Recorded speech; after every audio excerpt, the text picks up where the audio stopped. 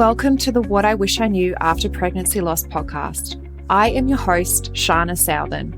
I am an angel mum, a rainbow mum, a pregnancy loss practitioner, and trauma-informed coach. I created the Institute of Healing Through Pregnancy Loss out of my own experience with loss in the hopes to provide understanding and healing, educating people on pregnancy loss, and creating more women or men in trained support roles. In this podcast, I hope to shed light on what I wish I knew in relation to pregnancy loss, opening up the conversation, breaking the stigma, and bringing real-life stories plus guest experts. Thank you for being here with me today, and let's dive into today's episode.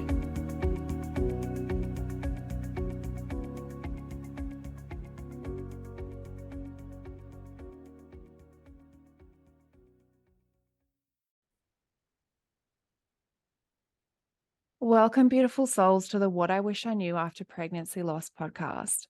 Today, I have with me the beautiful Lana Manikowski.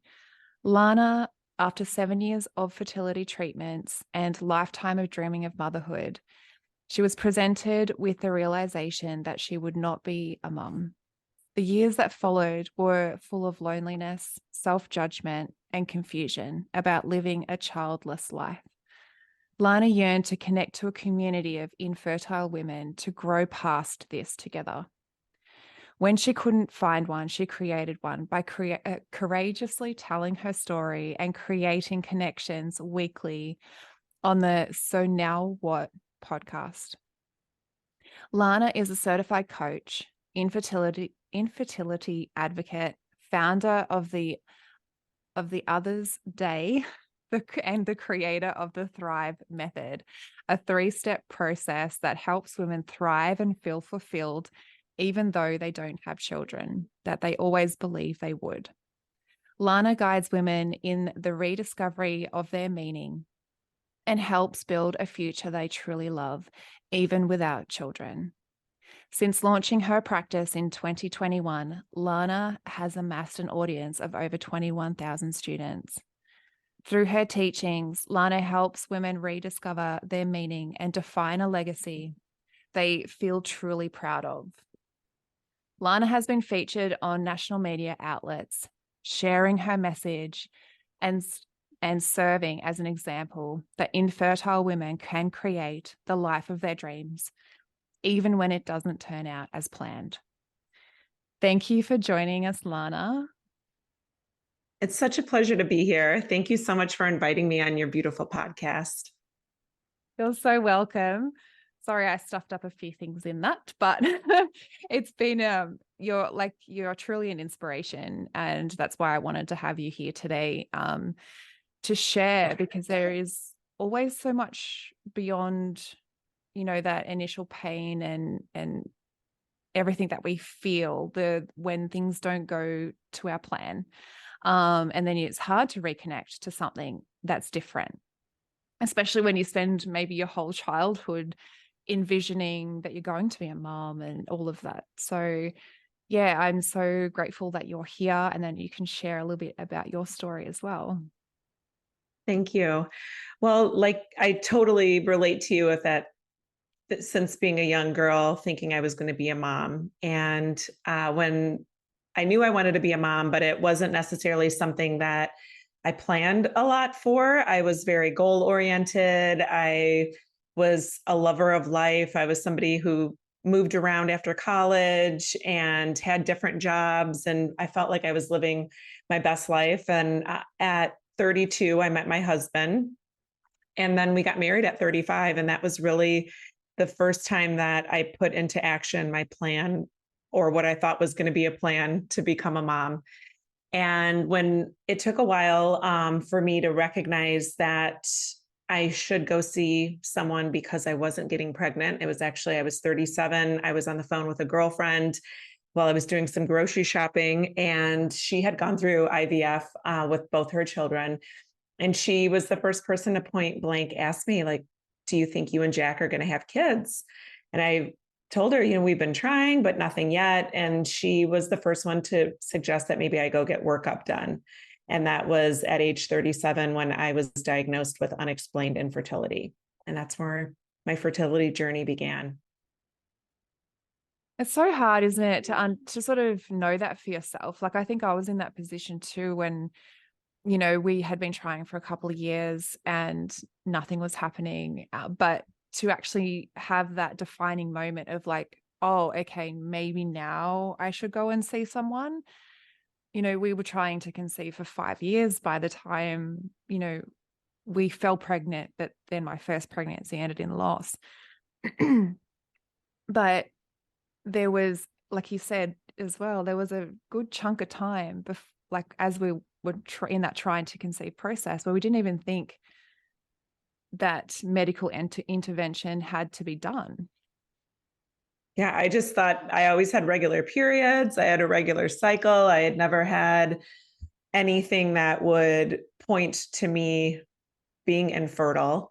And I think maybe no one ever really had the conversations, or if they did, maybe I didn't pay attention to them, that I should start considering, if I wanted to be a mom, the things that I now am aware of, the conversations that are had. Like, no one really had those conversations with me. So I just assumed when my time was right and I was ready to pop out a child, it would just boom, it would happen. It didn't. I think that's what they teach at school too. It's just like, yeah, you have sex and boom, you have a There you baby. go. So Ta-da! ta-da. And yeah, and it's just that sometimes it doesn't happen like that. And like you said, whether the conversations weren't there or whether or not you weren't particularly tuning into them because you think, oh no, maybe that doesn't, pertain to me. But I don't remember anyone either having conversations around me to go, oh, like this is, what we think happens doesn't necessarily, like if you have sex, doesn't necessarily mean that you will fall pregnant. And, I think that's just that concept that I had playing around in my mind. Like, I was one of four. So my mum fell pregnant easily. So I'm just like, okay, well, it'll happen. Like you said, it'll happen when it happens. And then if it doesn't, you're kind of left in the lurch. You're kind of left like, okay, well, now what's the next step? Totally. And I had I worked in the medical field. And so I figured they know what they're doing. Like, when I go see this doctor, they're going to have this plan for me. Everything is, I'll be the good student and do whatever they tell me. And boom, it'll work out for me. So I think even though I was unaware of the timeliness in which I maybe, in hindsight would have gone to see someone earlier into our trying to conceive process, once I found someone, I never questioned like that it wouldn't work for me. And I know they have, certain ratings that you can look at of like how successful clinics are to helping women get pregnant. And I did a little bit of research. I remember just seeing what their percentages were at the university where I went for my first round of treatments. And I was like, oh, well, success rates seem good. Like, why wouldn't I be one of those positive, take home a baby success rates?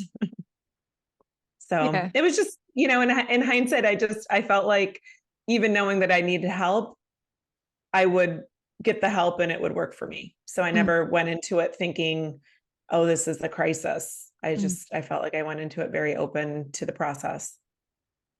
Yeah. And why would you sort of go into it thinking, I guess this is not going to work? Like, this is a crisis. Like, you're absolutely going to go in because you're not really exposed to anything else to say anything else. Like, you're not really exposed to any other information to say, oh, it's not going to work.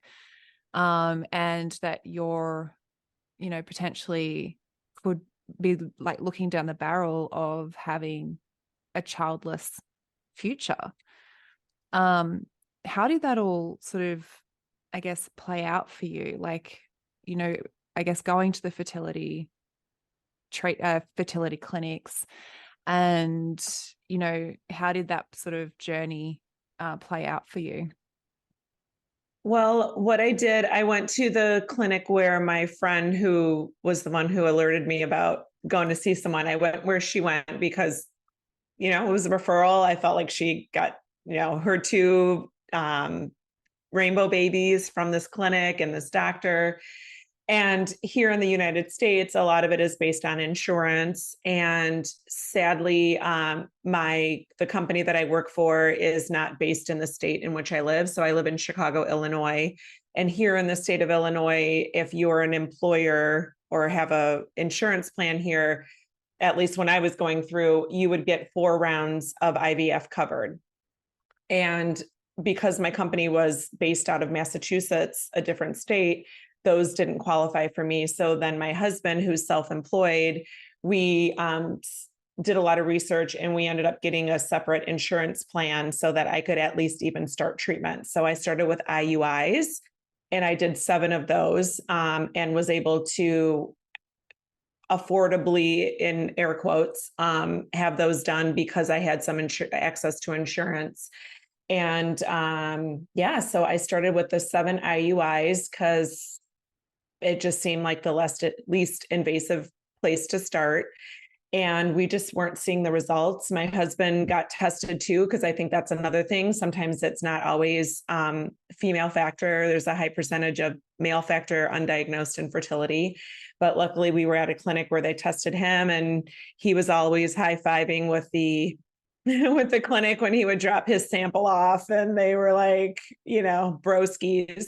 And I would just be like, okay, great, here we go. And so I did the 7 IUIs. And then after a decision process, we decided to move on to IVF. And I did 2 rounds of IVF here locally in Chicago. One was a embryo transfer, which sadly got the embryo when they were implanting it, it got stuck in the catheter. And it was a rare occurrence that they said, I guess it's very rare that it would get stuck in the catheter, but it's like one of the security checks that they do during a transfer. While you're on the table, they take the catheter and they investigate it to make sure that this doesn't happen. And that happened on one of my transfers. And then the second round, I didn't have anything after my retrieval that lasted more than 5 days. And that's where I paused my treatments because I just sort of was like, gosh, this is super emotional for me. This is managing my job and my career that was really demanding. And I just felt like I needed a mental break. And so that's when I went into a break mode and was deciding whether I would go back and try IVF again. And ultimately I did, but at a different clinic. It's such a hard thing. Like I was just going to ask, how was your mental state throughout the whole thing? Because, going from not sort of questioning the fact that you were never you were always going to, have a baby, and then having to go through, this transition and shift sort of that mental state and shift your thought processes and so much about your life. Like, how did you feel like you sort of coped through that? And maybe what helped you cope through that? To be honest, in hindsight, I was in survival mode. I think I kept it a secret from my employer and from my direct manager. I didn't want them to know that I was going through fertility treatments. And in hindsight, I think it was twofold. I think, first of all, I felt a lot of shame that I needed help because I was always seen as a really successful person in my workplace and in my career.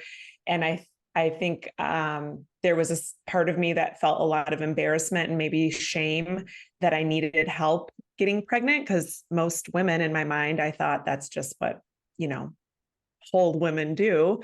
And then there was a part of me too that I was maybe concerned about, would I get advancement in my career? Would they think of me when it came time for promotions or career advancement if they knew that I was seeking motherhood? Or would they be like, oh, well, if she gets pregnant, who knows if she's going to stick around? So there was a lot of pent up anxiety, I think, because I would go to all my monitoring appointments. I'd literally be in line before those doors opened, along with probably 15 other women who were maybe in my same place, that we were trying to get all our monitoring done before the workday started. And I caused myself, I think, a lot of emotional unrest because I wasn't paying attention to my needs. I just felt like I needed to push through it. And I would just tell myself like, all right, it's a couple more months, like you'll be pregnant by then and you won't have to worry about all this, but just like grind it out. And Mm. I think in hindsight, if I had access to a podcast like yours or to some more help, I think I would have given myself a little bit more graciousness and yeah, just some more like love at a time that I needed it so badly. Yeah, it's such a, and it's a place that you've never been. So you're trying to again navigate something that you just don't know like what to do. Do I open up? Do I tell people? Do I keep it quiet? And the fact that you potentially felt like you wouldn't have had the support from your workplace also makes it hard because I mean you spend so much of your time there and obviously you enjoyed what you did. Were you able to end up opening up to them and telling them what happened, or like it I just went? I did when I decided to pursue treatments at a different clinic because Yeah. that clinic, I live in Chicago, the clinic was in Colorado. And when I would go for my treatments, I would have to leave town and I would have, to be on extended leave, which I should clarify was my personal time, my paid time off. I didn't get any leave from my employer for these treatments, but I would have to take PTO and then I would be gone for like 10 days. So at that point, I decided it was time for me to share that with them. And my manager made a lot of concessions for me. Like I'm very appreciative of it, but there was still always like, oh gosh, I hope they don't ask me how it's going because if I have to report back that, I'm still not getting pregnant, even though they didn't know what was going on before, I think I was always much more concerned about how people viewed me for not getting pregnant than I was my own well-being. Mm. And it's completely valid. And I think because, we are just in general, like society is like, you're a woman, you have babies, that's how you're designed. So then there's so much judgment and shame and guilt and everything around when it doesn't go to plan, like when it Yeah. doesn't go the way that society or even us think that it should. Yeah. And a lot of that is conditioning and a lot of it is, like you said, and then you're afraid of people asking how things are going, like because then people are seeing you sort of going through getting like through your life, you're getting older, and then people start to think they have an opinion on, oh, so when are you going to have children? Like, clock's ticking. And then you're just like, well, you don't understand the depth of actually what is happening. And then you're met with so much of that as well. And then it is very, very difficult at that point to then really stop and understand what it is that you truly need, because you're then trying to navigate and sort of fend off like all of the outside stuff, the outside noise from people and workplaces and everything like that. Yeah. And I had a lot of friends going through fertility treatments, which was very comforting to me when I was going through it. But when I saw them getting pregnant and they'd have their baby, and I felt more and more disconnected to myself and to them because I was like, well, gosh, what am I doing wrong? And then I'd start judging and being like, well, they're not going to be as good of a mom as I am, or I can't believe they're drinking during their pregnancy. Like if I would have gotten, pregnant, I would never have had that sip of wine that Sue had when we were out for birthday dinner. And then I found myself becoming very judgmental of my friends because I wanted so badly what they had. And I felt like a bad person because I would be like, oh my gosh, like what's wrong with me? Or wanting them to know what this pain felt like. And so I carried a lot of shame and guilt about not being a good person because I was like, that's not who I am. Like these people have been nothing supportive of me. How, like, what's wrong with me that I wouldn't like be wishing them ill or thinking, judging the type of mother that they would be. Yeah. And as you were talking, I remember feeling the exact same things. Like, and then sort of being harder on myself because I'm like, no, I can't be thinking these things because I'm not this type of person. Like, who am I now? Like, is this who I'm going to become? Like this real, like negative person. And, it's a very hard place again to be because then you're meeting like a version of you that you've never thought was possible because you've never been in that position before. And you have these thoughts that you've never thought before. And, like you said, judgments towards people that you love. And it's hard to have those sort of going through you. It's just this internal conflict and turmoil that the whole time.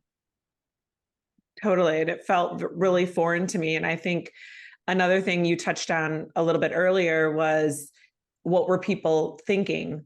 Were they like, they didn't know what I was going through? And then I would think like, do people think my husband and I are having marital problems? Do they think that I'm too career focused and too much involved in how much, money I'm going to make and how successful I'm going to get?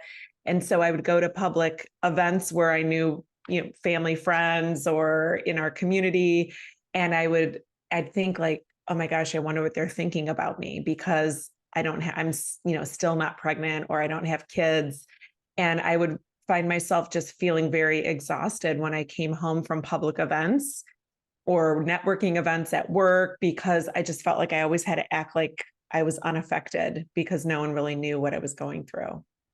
So I Yeah. feel like that's really important for women to pay attention to is, what stories are you creating about your situation, like what you think other people are thinking about you, and how heavy that feels when it's stuff that kind of causes you shame, like that people would think I don't have a strong marriage, things like that. So it was something in hindsight that I see I carried a lot of with me as well. Yeah, and like you said, they're just stories. They're something that we're entertaining that you have no idea. Like you don't know for 100% certainty that that person is thinking that thing, or unless they physically say it to you and ask you as a question, you don't know. And it's just then these stories that we make up in our mind, and that can very, very easily we can get carried away with. And then, like you said, and then it becomes this like physical weight then that we carry because then we think that people have this perception of us and of our life then that isn't true, and you're just like, well, but it's not even true because they probably aren't even thinking about you at all. Right. They're probably like, oh, there's Lana. And I'm like, oh my gosh, like they think I'm filing for divorce. Like they think my bank account's more important than having a child. Like all these crazy things that used to go through my mind. Yeah. And then you end up running away and they're like, why'd she run away? Wait, wasn't she just here? I can't do this. um So how were you able to, I guess, then flip it around and I guess fall in love with your life again, being that you were then in the position of being childless? Well, it wasn't an overnight thing for me. Mm. I think I waited and I thought, well, if I hang on a little bit longer, maybe I'll start feeling better. And, maybe I'll get used to this life that seems so different than I anticipated. And all along, after my fertility journey ended, I had, kept on a lot of the weight that I gained, and I wasn't necessarily used to, being the size that I was, and none of my clothes were fitting. And I felt very unattractive in my relationship. And like intimately, I could feel myself like not even like wanting to lay it down with my husband. And I was like, oh my God, like not only am I going to not have kids, I'm just like never going to want to have sex with my husband again. Like, what is going on? No And one loves so, me. what's that? No one loves me. Yeah, totally. So I had joined Weight Watchers and I tried to get the weight off. I would do like the Whole30. And I'm one of these people, like I'm really great at achieving a goal. I know how to do it. But the minute I do it, then it's like, okay, well, I'm here now. I can go doing whatever I was doing before and eating the ice cream and the potato chips for dinner every night. And I started working with a woman who was a weight loss coach. And I didn't know she was a life coach. To be quite honest with you, I didn't really know much about life coaching. And I thought it was maybe hokey. If I knew she was a life coach, I would kind of be like, yeah, no thanks, because I didn't really understand what life coaching was at that point in my life. But I knew she was a weight loss coach. So I was like, all right, like I listened to her podcast for a long time. And then she had a private membership. And I started listening, or I joined her membership and I started listening to, like, considering the fact that the story that we've been caring about ourselves, whether it's about the size of our body, what we eat, how attractive we are to our partner or to other people, all those things are made up in our minds. So you already covered that just a few seconds ago, but she was kind of the first person that opened my eyes that I could create a story of what a life could look like if I wasn't going to be a mom. And it sort of gave me like hope for the first time in a long time that maybe my life didn't have to always feel so empty. And then I just started implementing the things that she taught us, what that was more, related towards food. And I did lose, a lot of the weight that I had put on in a healthy way, that it wasn't like weighing out my food or only eating granola, 2 ounces of granola a day, all these crazy things. And it started to feel like I could be in control of myself. And it could be like I could finally control the thoughts that I was thinking about myself, noticing what I was thinking about myself. I think that was something I didn't realize, how poorly I was framing myself in my story. So now I see, like, once I notice those things, I could say, like, is that really true? And start asking myself questions. So it was my weight gain through IVF that I attribute me getting to a point where I love my life, because I then decided that I wanted to be an example for women, or maybe, a guidance for women who were in that situation where I was. So that's when I went and got my life coach certification. It was during the pandemic. My corporate life had slowed down a lot. And then I was like, you know what, I need to do something with my story. And then I started my podcast, and it was really just knowing that I could tell myself a different story than the one that society created for me, or this one that's been passed down for generations, about what the purpose of a woman and her body is. Yeah. And it's a real pivotal moment, isn't it? Like when you realize that it's a choice. And I love how you said that it was an awareness of how you were framing yourself in your stories and how you were talking to yourself, because we really do have to listen and watch what we say, because we are the ones that are listening all the time. So every single word that comes out of your mouth, you're listening to. Every single thought that you think, your body is responding to. So it's not just a thought, and it's not just, a word. Your body is like listening to everything all of the time. And it is a really powerful awareness just to even have, like you said, how you are thinking of you, how you are talking about you, because that's what matters. And when you start to make that choice to be able to flip your story, it's such an empowering moment. And for you, like it then shifted so much after that. You stepped into the space where then now you support other women through that. So do you also want to share about how you support women, to how they can thrive in a life where, they're also now facing a childless future? Well, I have obviously the podcast, which a lot of women listen to as they're trying to navigate. And I get so many messages, I'm sure you the same, where you just open your phone and I'll have like a DM on Instagram and say, like, I've been listening to your podcast and it's made such a difference in how I feel. So I think the podcast has probably the primary thing that people usually find their initial like relief in their journey, because they're hearing someone tell a story that is so like indicative of what they are going through. And I don't know if indicative is the right word, but so telling of what they're going through. And they have never heard anyone know that they're feeling something that someone else has felt.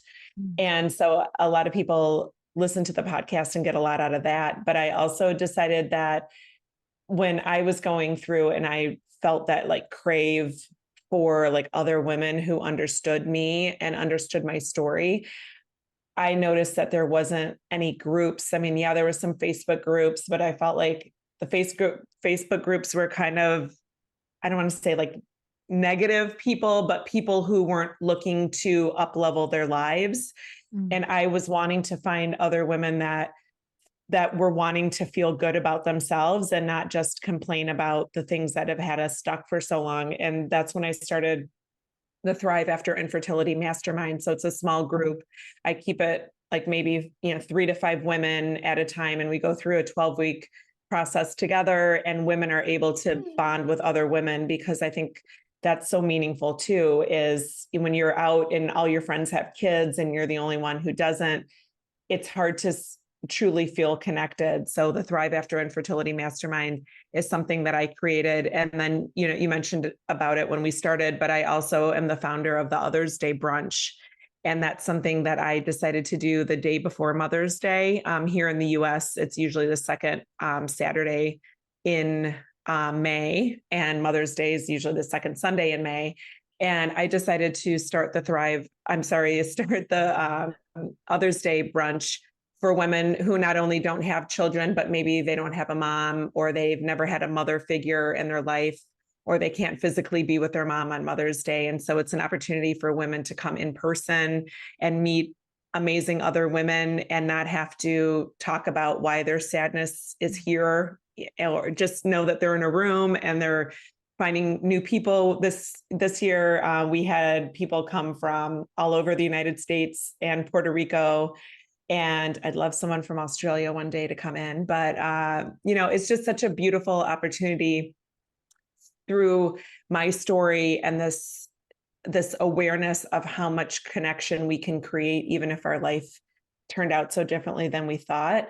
It's just such a beautiful opportunity that I feel I'm giving back to help other women kind of create that connection for themselves with their stories or with whatever they've been through. So those are kind of some of the ways that I've been able to curate, support and connection for other women. Yeah, so beautiful. I love everything you said. And I agree with you about the Facebook groups too. They tend to keep people stuck, I think, in certain phases of their journey. And they don't, like you said, they don't allow you to level up past that. They don't allow you to elevate past that.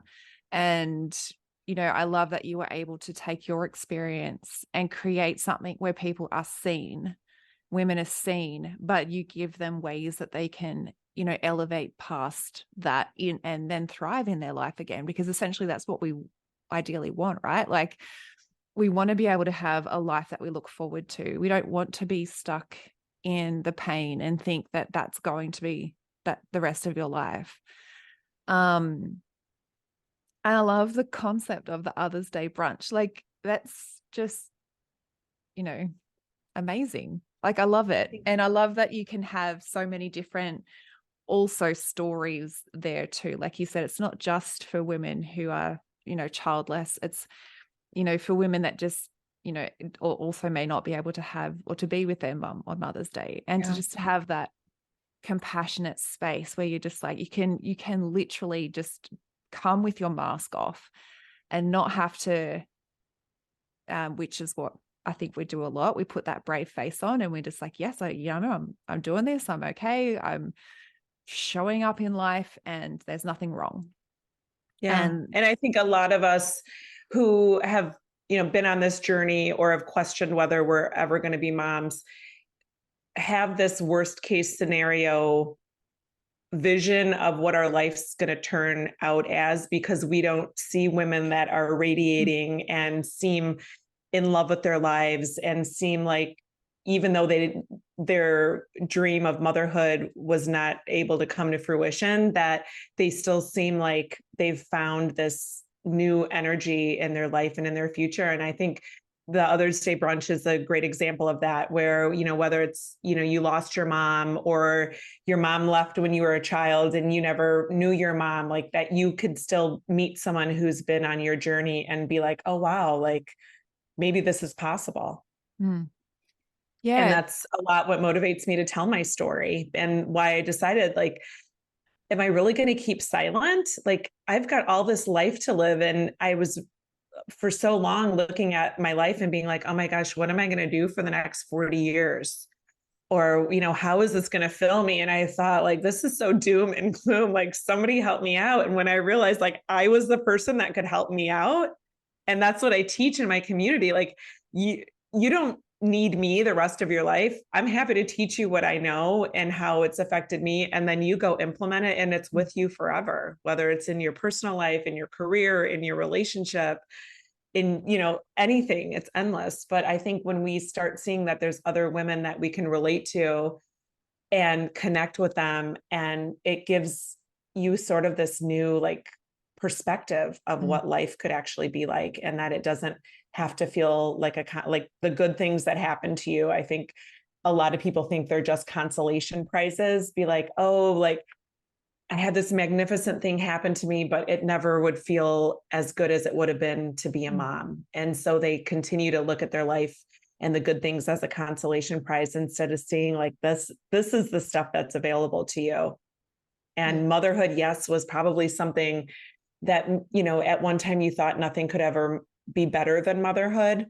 But if motherhood isn't in your journey, why are you not willing to believe that there's so many other things that could be more wonderful than you thought motherhood was going to be for you? Mm. Yeah. And it's that constant comparison, like, oh, I've got this in my life now, but I wish I had this. And it's always that, tying it back to something that, has the, opportunity for you to be able to surrender that part of your journey and go, okay, this isn't part of my story. It was for a little while, and that's okay. And now I have to, I guess almost like draw the line in the sand a little bit, and then just say, okay, from here forward, you choose to have these incredible experiences in your life.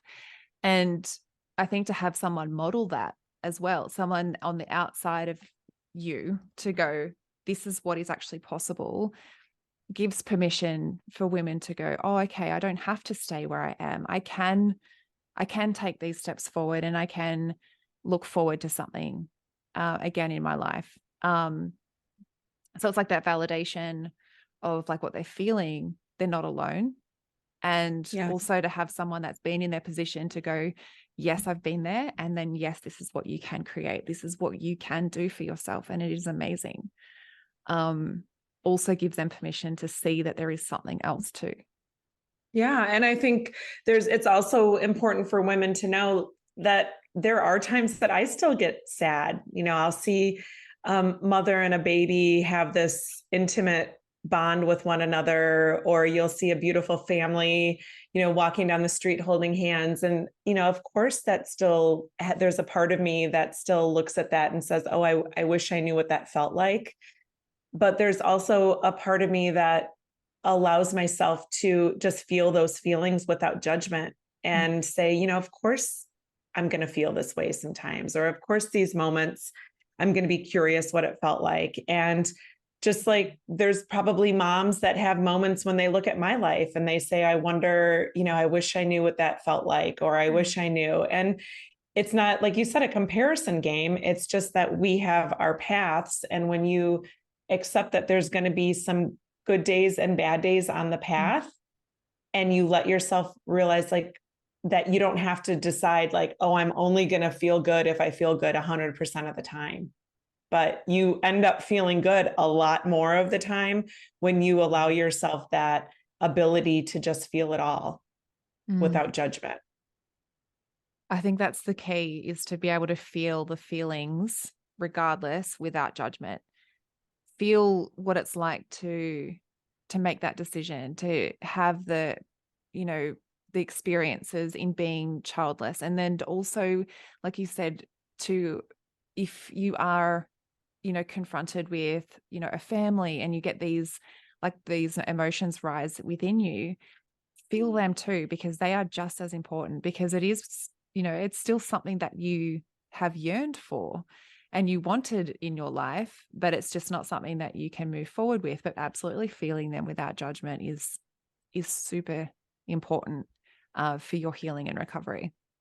Yeah. I've learned not to, I grew up, I don't want to say, being judgmental because of examples I had, but the environment I was in was very welcoming of judging other people and how they lived their lives and what they were doing and how successful they were. And it feels so good to be at a point where I could not have to judge other people, because I felt like it was a requirement as a human. And so it makes sense that I was judging myself so much during my fertility journey for not having enough embryos, or them not lasting, a retrieval, not being as good as I thought it would be, and it feels just so good to just look at people and allow them to have their journey, and allow me to have my own. Yeah. I was just going to say that's probably why you fell so sort of easily into that judgmental space for yourself, like through your journey, because that's what was modeled for you. Yeah. And you're just like, well, this is normal. This is what I do. But now to have that sort of not in your life, the judgment's not there, and how freeing and light everything can be when you don't judge yourself first and foremost, and then you're not judging other people as well. Yeah. It's just like, it feels very, I don't know, spacious in my life to have the energy less on focusing on what other people are doing wrong, or, back to, the way someone acted when they were pregnant, or, whether they were going to be as good of a mom as I was. And it was like, of course I was thinking that way, because that's, that was the model that I saw growing up. So I just thought it was available to me and that I should pass it on as I continued as an adult. Yeah. Yeah. And it is so easy. Like if you see your parents doing it, you're just like, well, that must be the way that people do things. Yeah. And then there becomes those times where you realize, when you're doing your own growth journey, on your own healing and your own recovery, that there are things that you don't need to continue on with. There are things that maybe you were taught and you were modeled as a child growing up, and that you probably took for so long into your adult life. But there are also a lot of things that don't serve you to keep you moving forward if you want a life that is, freeing and happy and joyful and stuff, like exciting. Yeah, very much so. I wish I knew it sooner in many ways, in many different instances in my life. I know. It's so like, you're like, oh, I wish I had known this sooner. But then sometimes it takes these big moments in our life to sort of almost smack them out of us, to say, you don't need this anymore. You've gone through long enough. It's like torturing yourself by doing it. You've done it enough. You don't need it anymore. Now is your choice. You can, can choose to continue doing it, or you can choose to, do something different, take a different path. But I think no one knows that it's possible to No. take the other path, because no one talks about it. And you're like, oh, really? It's like, you need that permission. I was like the rule follower. I was like, oh, I could do this. Like, okay. Yeah. And that's the thing. Like sometimes it is that permission. You're like, yes, you can do this. You can take a different path. You don't have to keep going down the one that you've been walking down, for however many years. Yeah. But yeah, it does take someone on the outside of you sometimes to let you have that light bulb moment for yourself. Yes. More light bulb moments, like hashtag. Yeah. Is there any, I guess, tips or anything you want to leave the listeners with today, in terms of like, if they're, in the early stages of finding out that potentially this is going to be their journey? what can they sort of integrate into their life in those early stages? Well, I think asking for the support that you need. What I found, at least in my journey, there wasn't a lot of support given by my clinic as far as therapy, podcasts, coaches, any of that. So I think ask and, hopefully you can get some more resources. I think also trusting your judgment of when you've had enough or if this is the right journey for you. And I think a lot of women just think that if they're female that they should have kids, and maybe understanding, like, is that truly something that you're yearning for, or is it a societal norm that you feel like you're trying to fulfill by being a female? And then I think knowing when you've had enough. And that's something that I feel like I was really proud of myself, that I listened to myself and took that break after the 7 IUIs and the 2 IVFs. And I knew that I just needed a break. And it took me a lot of consideration to decide whether I was going to do it again. And I did a couple rounds that second time at the clinic, in Colorado. And I just knew when I came to the end that I was done. And so just understanding that your intuition is usually your best guide. And I know a lot of us feel confused and we feel like, I don't know what the right answer is. And you question whether your decision is the right or the wrong one. But I feel like we have such a beautiful gift as women to be instinctive of what we truly need. And I would say just pay attention to that and, know that yourself will never guide you wrong. I believe that a lot. And so I think those are probably the greatest gifts that I wish I would have known, that I want other people to know is available to them too.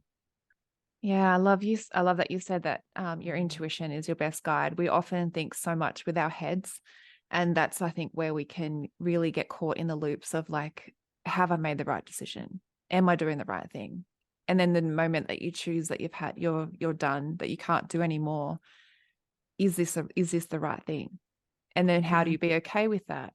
But I think really sort of, if we can get out of our head and tap into our heart and the knowing, that's then how we can support ourselves through all of that. Oh, I don't know if I've made the right decision. And how can I come to terms with the fact that I have made now this decision? Yeah. And I think too, is understanding why you're seeking motherhood. Like, what do you think being a mom is going to offer you? Many, that I work with, they believe that it gives them purpose, that it creates legacy for them, that it allows them to nurture. And those things are probably very true, but know that you can have that available to you. And it's not only motherhood that's going to offer you that. And so I think understanding what you think motherhood is going to offer you, and that doesn't mean, you should not pursue motherhood, but understand that those things aren't available only in one form, that there's other ways to create that for yourself. And those are the type of conversations that I have in my community. And I help women figure out how to uncover where else in their life that already exists that maybe they haven't been seeing, or how they can lean towards that so that more of it comes to them, because we think that motherhood is the only way that we can create purpose and legacy and meaning in our life. That's a very, very powerful point to make. Like, it's not just that one form. So very, very powerful. Thanks. Where can people find you if they want to obviously reach out to you and continue the discussion or ask you questions? Well, I have an active Instagram account. If you're on Instagram, it's lana.manikowski. I'm sure you'll put it probably in the show notes. Yeah. I also have a website, lanamanikowski.com. I have a YouTube channel, which I'm starting to put more of my podcasts on video there. So I'm kind of getting started with that. And I have a Facebook page, but I most of my stuff is usually, either through the podcast or through Instagram. Yeah. And I will link everything below. So you're just one click away. And people can find you and Yeah. And of course, the Other's Day brunch, I forgot to mention that. That's another way. So it's going to be on May 11th of 2025 in Chicago. And Chicago is such a fun like city destination. And I think I'm going to expand it and this year do like a Friday night event with some practitioners doing some healing and doing some meditations. And we're going to have kind of a pajama party on Friday night. And then Saturday, we're going to do the brunch, and the brunch is real bougie. You know, people dress up and carry around champagne and all that. I have it catered. So it's a lot of fun. So I invite anyone who wants to come in for that to reach out, and I can make sure that I get you on the list so you get all the updates. I want to come. I probably won't be able to get there, but I want to come. Okay. I've come when you're ready. It's not going. The Other's Day brunch is not going anywhere. It's going to become. I see it turning into like a weekend, kind of a magnificent weekend for women who just want to come in and meet other amazing women and grow together and learn new concepts and share what they've learned. I see it really growing. So this will be our third year this coming May 11th. Yeah, awesome. I'll absolutely make sure that I'll promote that with you as well, because I think it sounds amazing. You're so welcome. And thank you so much, Lana, for being here with us today on the podcast. It was my pleasure. Like I wish, like I said on the onset, like I wish something like this was available to me. And that's why I'm so passionate to talk about my story, especially with women that are going through, because for a long time, I didn't want to talk about it with women that were going through, because I didn't want to pop their balloon and have them lose hope, worrying that they might end up like me. Mm-hmm. And now I've just shifted, and I want women to know that if you do end up like me, there's so much more available to you beyond the sadness that they feel. So thank you for this opportunity. You're so welcome. Everything that you've shared is just so powerful and personal. And there's a lot that you shared that is valuable not only in their life, like in that moment, but they can then take that through, you know, into their entire life as well, and look forward to something that's beautiful. Yeah. Thank you to all that have listened in. If this episode was valuable to you, I invite you to leave a review on Apple Podcasts, and I look forward to supporting you on the next episode.